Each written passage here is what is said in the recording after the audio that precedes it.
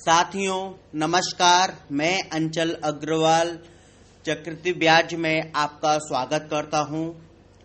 यह चक्रवृद्धि ब्याज अर्थात कंपाउंड इंटरेस्ट का पार्ट 2 है। ओके, पार्ट 1 में हम लोगों ने सीखा था कि कैसे हम लोग कैलकुलेशन को स्टार्ट करते हैं चक्रवृद्धि ब्याज के लिए।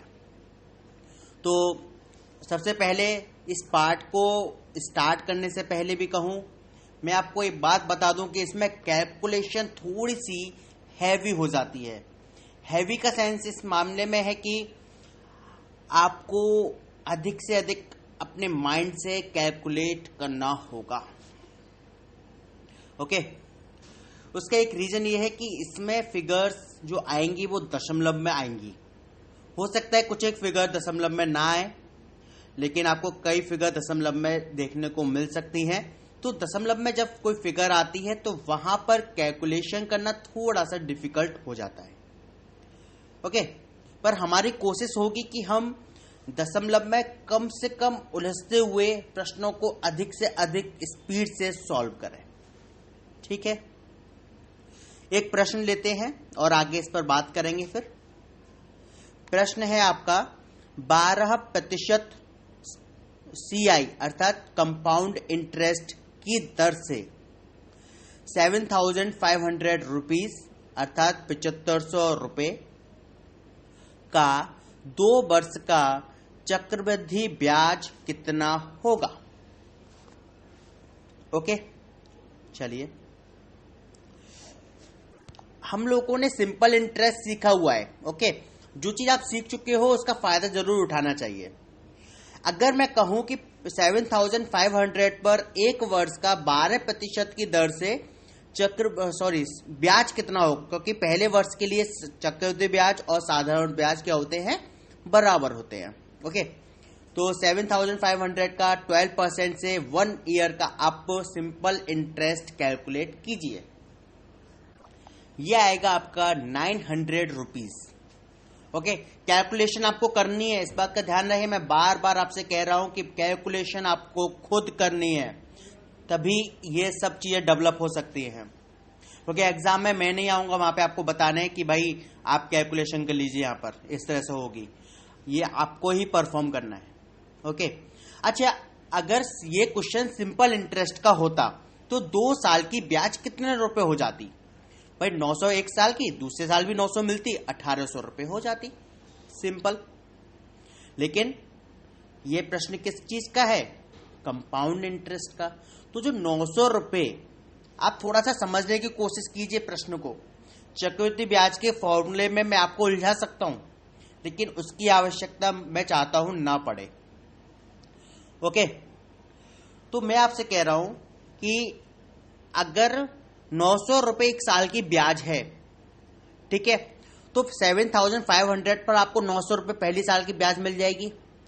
ठीक है, अब वही 900 रुपीज आपने 7,500 में जोड़ दिए, क्योंकि आपको भी हाथ में ब्याज नहीं मिली है। आपने किसी को पैसा उधार दिया है चक्रवृद्धि ब्याज पर, और वो कह रहा है कि भाई 2 वर्ष बाद मैं आपको पेमेंट कर दूंगा।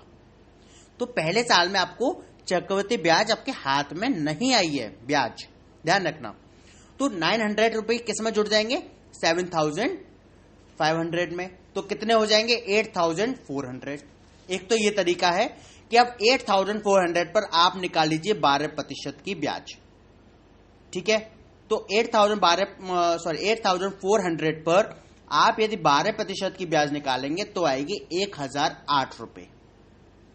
ओके, तो दूसरे वर्ष की ब्याज कितनी हो गई? 1,008। पहले वर्ष की ब्याज कितनी थी? 900 रुपए। तो दोनों को ऐड कर देंगे, हो जाएगा आपका 1908 अर्थात 1,908 रुपए आपकी टोटल 2 साल की ब्याज हो गई। एक तो ये तरीका है। दूसरा तरीका क्या है कि भाई 2 वर्ष की ब्याज आपने निकाल ली 1,800 रुपए साधारण ब्याज से। ठीक है, 2 वर्ष की ब्याज कितनी निकाली आपने? 1,800 रुपए। और जो 900 रुपए की जो पहले साल में आपको ब्याज मिली है, उस पर भी आप ब्याज निकाल दीजिए 900 रुपए पर 12% की दर से। 900 का 12% 108, तो 1800 में आप 108 और जोड़ दीजिए, आपका हो जाएगा 1908 रुपए।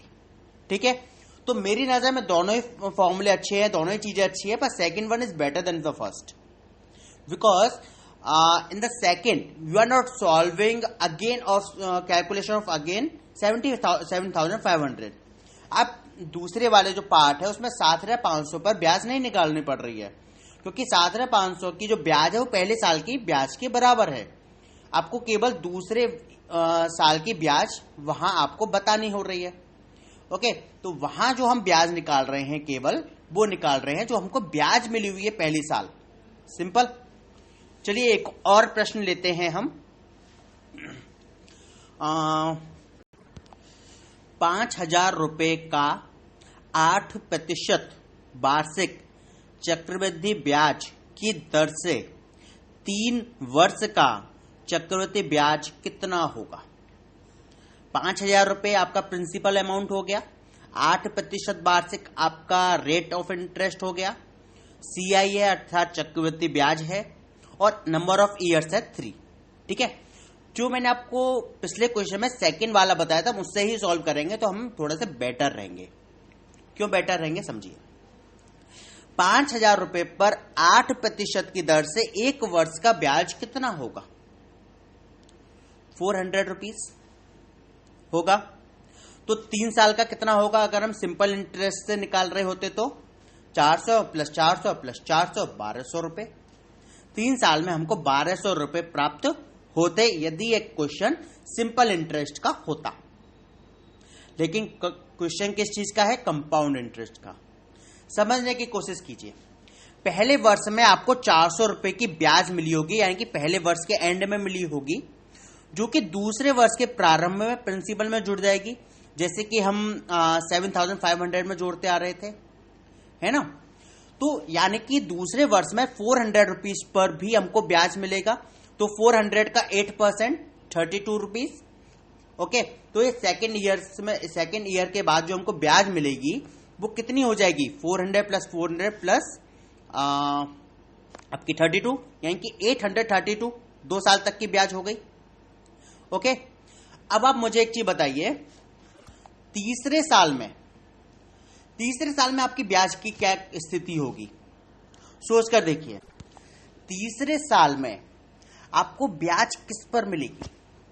सोच कर देखिए, थोड़ी सी माइंड लगाइए भाई।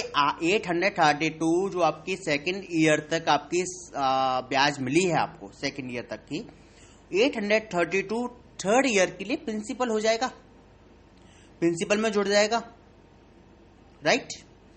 तो अब आपको जो ब्याज मिलेगी वो आपको 832 पर भी मिलेगी।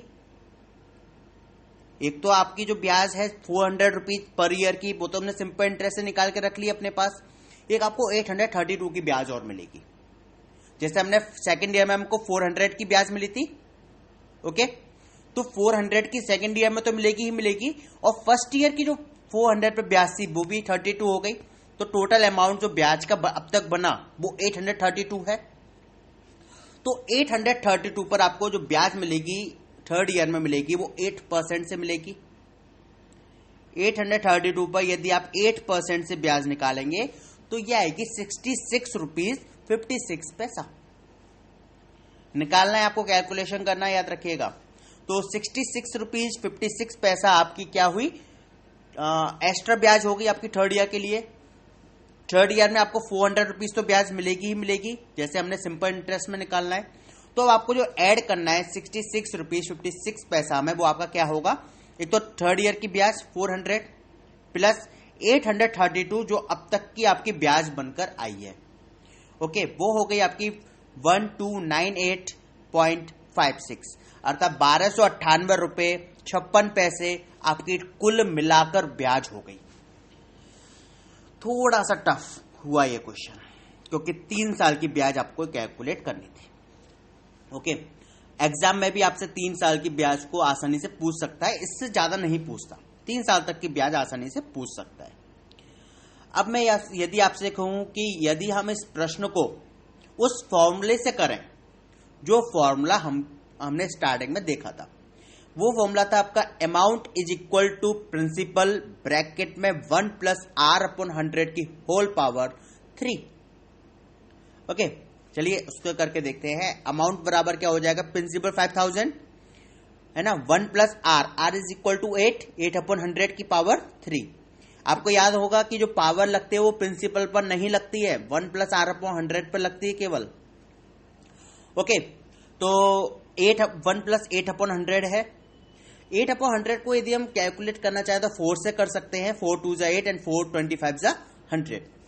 ठीक है, 1 प्लस 2 अपॉन 25 हो गया।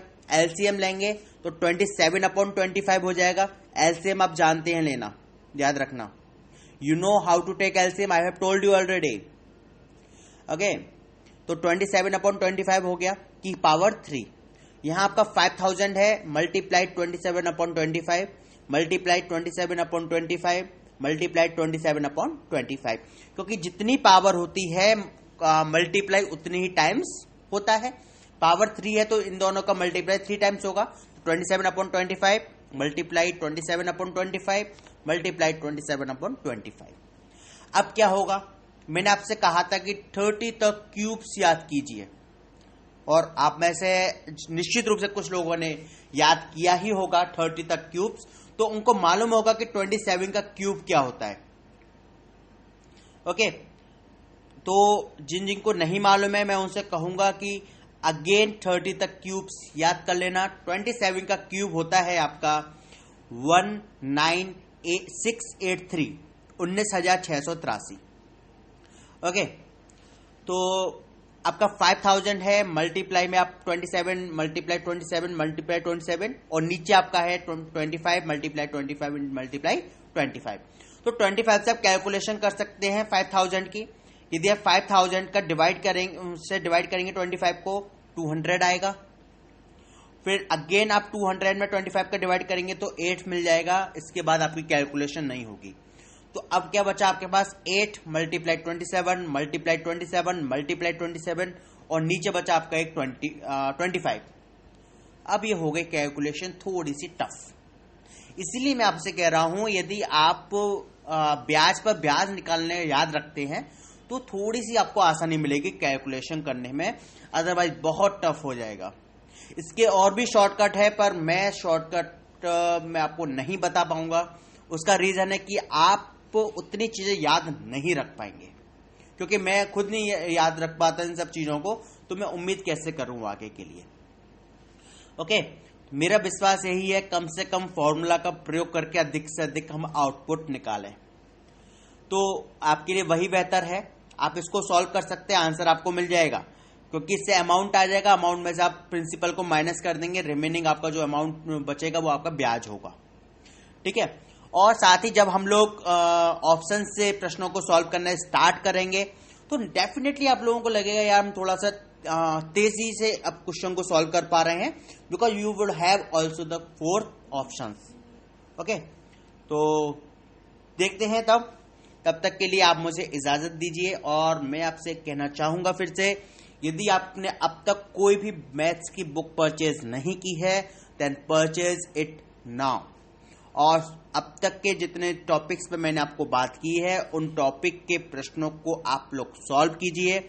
मैं किसी पर्टिकुलर बुक को रिकमेंड नहीं करूंगा, मैं आपसे यही कहता हूं हर बार, कोई भी एक बुक ले लीजिए और बस ऐसी ही कोई बुक लीजिए जिसमें प्रश्न ठीक दिया हो, प्रश्नों के आंसर्स ठीक दिए हों। बाकी आप उन पर सॉल्व कर सकते हैं। यदि कोई प्रश्न उस बुक से नहीं आ रहा है आपको, आप मुझे बता सकते हैं। मेरा नंबर आप लोगों को दिया हुआ है, फिर से एक बार रिपीट कर देता हूं, 9758303742। और मैं आपके फीडबैक की प्रतीक्षा करूंगा। मैं चाहूंगा कि आप मुझसे प्रश्नों को पूछें जो आपको ना आए, ताकि आप लोगों की उत्सुकता को मैं समझ सकूं और उतनी ही उत्सुकता के साथ मैं आप लोगों के प्रति आंसर दे सकूं। ओके, तब तक के लिए धन्यवाद।